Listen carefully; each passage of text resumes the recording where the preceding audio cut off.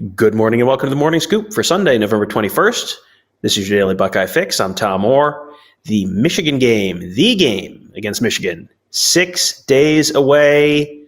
There's only one game to tell you about this week because there is only one game you're thinking about this week. I know everyone turned the page to Michigan at halftime of the Michigan State game, but we do need to take a quick look back at the Buckeyes' 56-7 win over Michigan State before we do officially turn the page to Michigan week. I figured you guys probably wouldn't mind hearing a little bit more about that game. It went okay for Ohio State. My guest today is Buckeye Scoop's Kevin Noon. Kevin, thank you for joining me. Absolutely. Love doing the Morning Scoop after a big win, even if I have to do it after a loss, but there are not many of those in the Ryan Day era.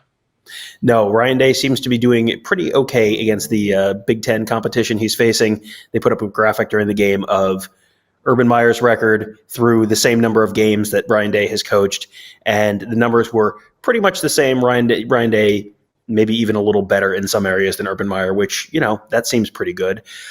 Something else that seemed pretty good, the first half of that game on Saturday, Ohio State was up 56-0 at halftime. 49-0 at halftime. And it was like, I don't know if the game is quite as close as the score indicated. I mean, was that the most dominating half of football you've ever seen Ohio State play? Oh, absolutely. The only way that they could have been more dominating is if they would have had shorter drives, or they would have intercepted and had pick sixes or scoop and scores every way back down the field. I mean, there's just no way that, they were 7 of 7 on touchdown drives. The only time that they didn't score a touchdown was a kneel down when they got the ball with 30 seconds left or something to that nature. I mean, they were just so efficient. CJ Stroud ends up setting a record for consecutive completions with 17, breaking a record of 16 that multiple quarterbacks had held. It was just, you watch it and you're kind of like in awe, because you're just like, all right, well, something's going to happen. Kenneth Walker's going to break off a big play. This is going to happen. This is going to happen. And it never happened. And we've seen Ohio State come off to tremendous first halves, but this was the most complete.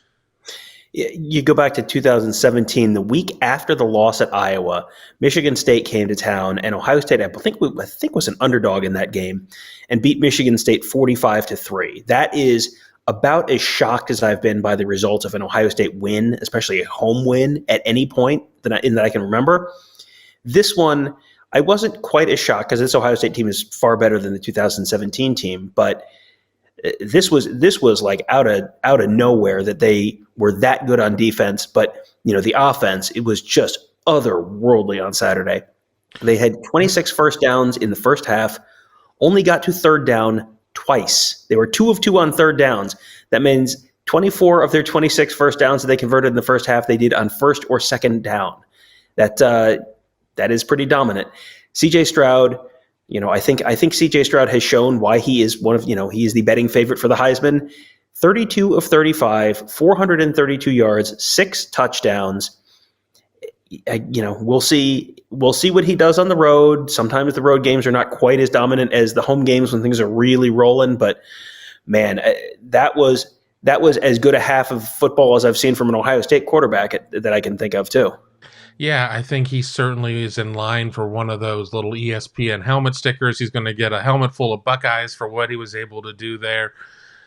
It was just near perfection. And, I have to kind of even struggle to think about the couple of incompletions that were there. I mean, they had all 3 receivers had 100 receiving yards in the game. I mean, they had 501 yards of total offense until they took the kneel down to be at 500 yards of total offense at the end of the first half.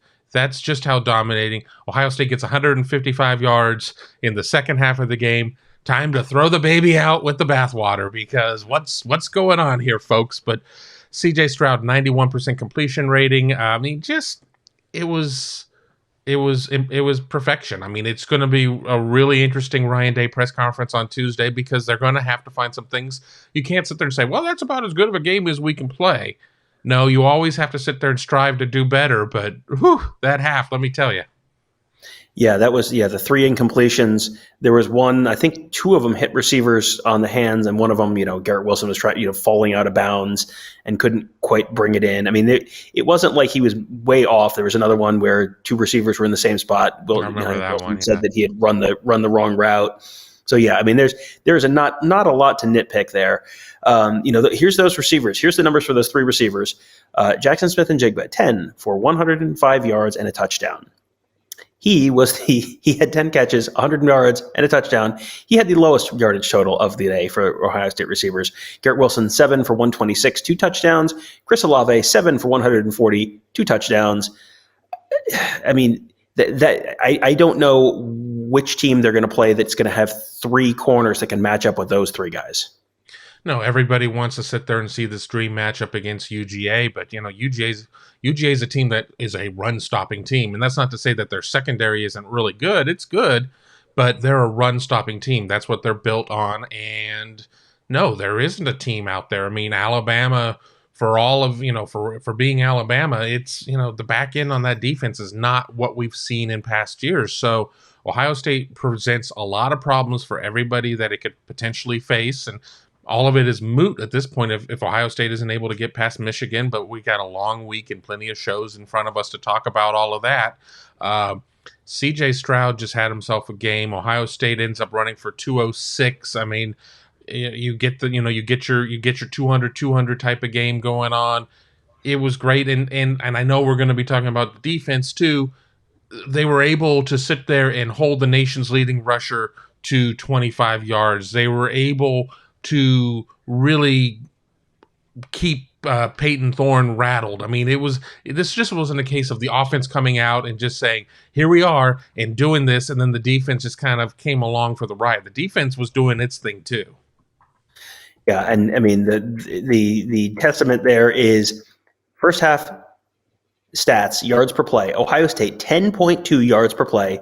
Michigan State, 3.1. Either of those, you're going to win a game decisively. If your offense is getting 10.2 yards per play, you are obviously putting up as many points as you want to. If you're giving up 3.1 yards per play, the opposing team is not doing anything. That was the entire first half. That was as close to perfection as you could really have. And as impressive as the offense was, you kind of felt like that was in there for the offense, that you could see that happening where they're just absolutely raining touchdowns all over the field because there's just this is the three best wide receivers in the Big Ten. Like I don't know that I would take anyone over all three of those guys right now. But the defense was, like you said, Kenneth Walker was 6 carries per 25 yards. I mean, that's just some of that is if once you're behind by 1 trillion points, you can't really run anymore. And Kenneth Walker was a little bit banged up, so that goes into it a little bit too. But if Michigan State can't run the ball at all in Ohio State, I don't know who's going to be able to do this against Ohio State in the future. No one has run the ball against them all year, real consistently. That seems like if you can stop the run and make the opposing team one-dimensional, it's going to be hard for teams to be able to score consistently enough to keep up with that Ohio State offense. Yeah, I mean, we could go back to the Minnesota game with Mo Ibrahim. He was well on his way to a 200-yard game.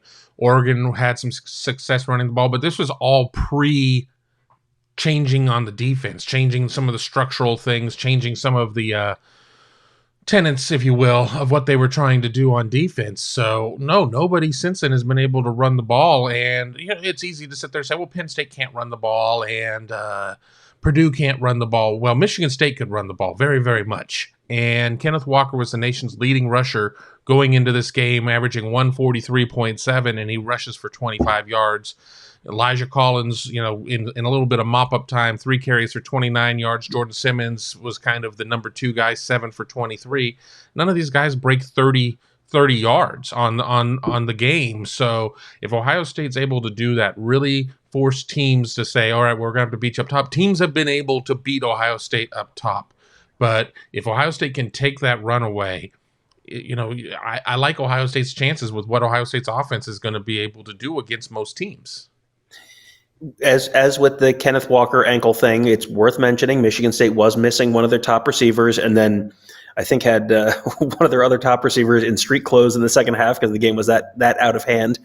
But all that said, teams have been able. No one's been able to run the ball consistently in Ohio State this season for the most part, but they've been able to throw it. And a week after they give up 390 yards passing to Purdue, and I mean that the Purdue offense made Ohio State Ohio State's defense look like it did at the beginning of the season. Peyton Thorne finishes with 39% completion percentage, 39%, 158 yards, and one of the most meaningless touchdowns you will ever see in your entire life. I mean, how much do you attribute to Michigan State missing a couple, missing at least one key piece in that passing offense? And how much of that was Ohio State, that pass rush? You saw them getting in Thorne's face and knocking balls down. How much of that do you attribute to Michigan State, and how much do you attribute to Ohio State? I think it's a little bit of both. I mean, they didn't have Jalen Naylor for the entire game. Jaden Reed ended up not playing the second half. I mean, that's all well and good, but Ohio State, 2 sacks, 9 TFLs, 11 PBUs. And that's the thing there. I mean, just how many times that either Tyreek Smith or Zach Harrison were able to get their hands up and bat passes down. I mean, that was the really impressive part. I mean, Ohio State came out there with its hair on fire, and while it didn't always get home, it created enough havoc where you have a quarterback in Peyton Thorne who's had a lot of success this year. I mean, he never really was able to find any footing whatsoever. And even when he did have a clean pocket, there were times it felt like he was sped up and he just wasn't able to connect, even if he didn't necessarily have all of his weapons. And honestly, if it wasn't for tight end Tyler Hunt, one of the great numbers for a tight end, 97, love it.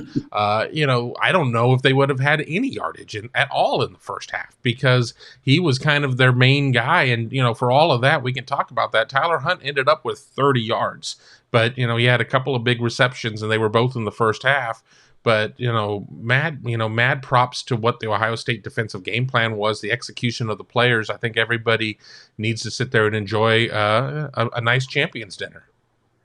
Yeah, that was really decisive. And you know that it's, the defense has really done something when you think about a player, because Hunt was someone who stood out as well, where it was like, yeah, oh man, he had a couple big plays, and you look at the final stats and it's like, oh, he had a quiet day. Like the few plays that they made when there was even remotely a chance that the game was still competitive stand out so much because there was nothing else. It was like these one little bright spot here and there for Michigan State, and that was about it.